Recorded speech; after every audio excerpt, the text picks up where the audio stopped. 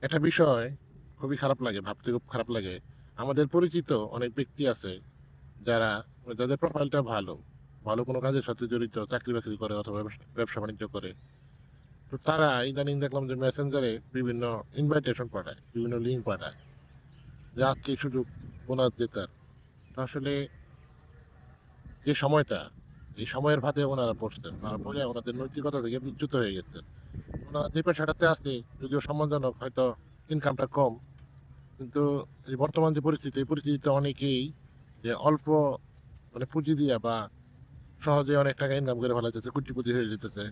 তো এটা দেখা-দেখি ওনারা এরকম মানে অনৈতিক পথে চলে যেতেছে। তো এটা আসলে খুবই অ্যালার্মিং। বিষয়টা আমার কাছে খুবই মানে খারাপ লাগে। তো দয়া করে এগুলা কেউ করবেন না। আপনাদের একটা প্রোফাইল আছে, অনেক লোক আছে এরকম স্ক্যামিং এ জড়াইয়া এখন পলাতকের মতো অবস্থায় আছে। তো ভালো থাকবেন, সুস্থ থাকবেন।